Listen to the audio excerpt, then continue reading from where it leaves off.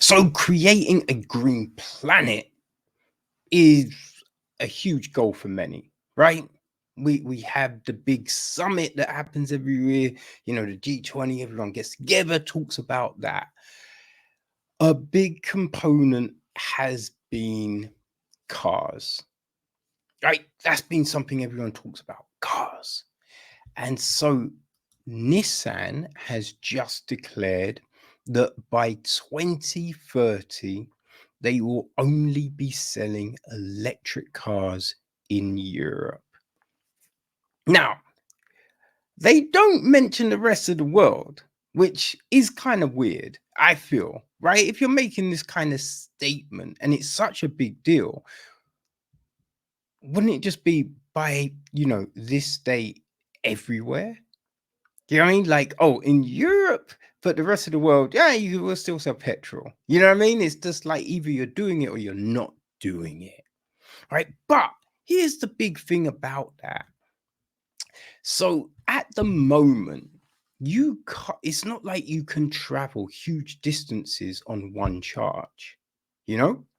And also the battery power station, there's not that many.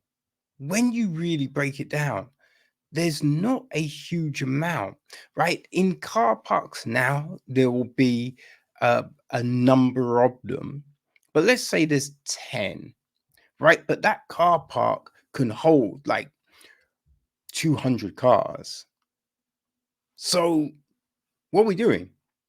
You know what I mean? It only works if at every single spot there's a charging station.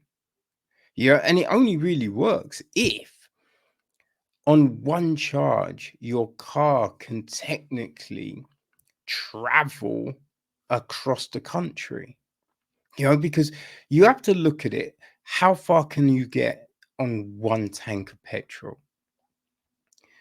You know what I mean? Or half a tank of petrol.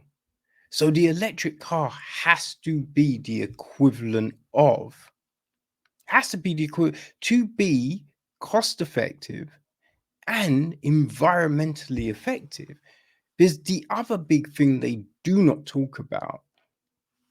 It's the cost and the emissions that go into making those batteries, which is insane, right? They use cobalt, which is mined in the Congo, and I think Sierra Leone as well, right? I think maybe just the Congo. But the conditions are horrendous. You got women and kids in those mines. You know what I mean? They're making, I was gonna say minimum wage. No, not even minimum wage. You know what I mean? Equivalent of £1, right? That's the wage. Horrendous. Safe and health and safety? No. Right? If you think about mines in the Western world and all the restrictions and policies, they are non-existent where cobalt mines are. So the conditions are horrific, right? It's the energy then to transfer that cobalt into something you can use in a battery. All of this should go into the conversation, right? Because, oh, it's all well and good going, oh, yeah, we've got electric cars. They're very good on the environment. But if to produce those things, you're expending a ridiculous amount. And it's not like one battery, then that's you for a lifetime. No, you got to replace that battery so many times. You know what I mean? So it's not actually great for the environment. And it's always weird when you hear these claims being made. That's why I thought it was really interesting, right? On the flip, Lego. Right? So Lego, to make their bricks, not all the bricks, but some of their bricks use crude oil, right? A component of crude oil to make their bricks. So in 2021, they said that they are working to create a brick where they don't have to use crude oil, right? And they thought they'd found a solution.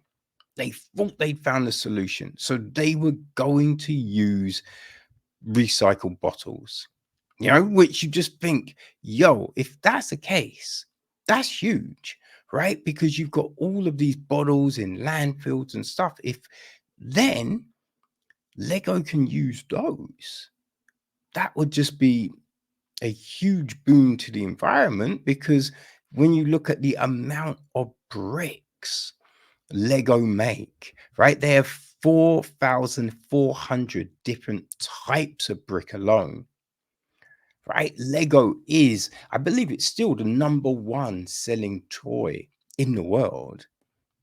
So they're getting through a lot of bricks. So that would be a huge, huge thing to use recycled bottles. Unfortunately, after a lot of testing and just looking at the process, they've realized that it's not actually helping the environment. It's not a lower emissions way of doing things. They tested a lot of things. They invested a lot of money, right? A lot of money, but it's just not going to work. So instead of just making a you know what I mean? Just a statement, right? That makes them look good. Being like, we're using plastic bottles now to make our bricks. It's going to be better for the environment. They could say that, but it's not really true. So instead of doing that, boom, they scrap the idea and they're looking for a better solution. And I think that is pretty great. It's pretty great because it shows it's not just all lip service. You know what I mean? They're not just saying things for the optics on social media, which that's what a lot of this climate change stuff is, right? Because I mean, the honest thing, we can cut emissions, but the amount of discharge that comes from China and India, it's more than anywhere else in the world. Right? That's where the majority comes from.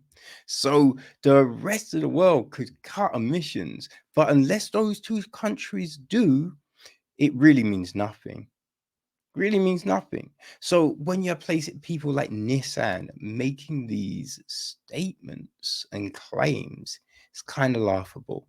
So it is very refreshing when someone like Lego, you know what I mean, is honest and come forward and being like, yo, we are still trying.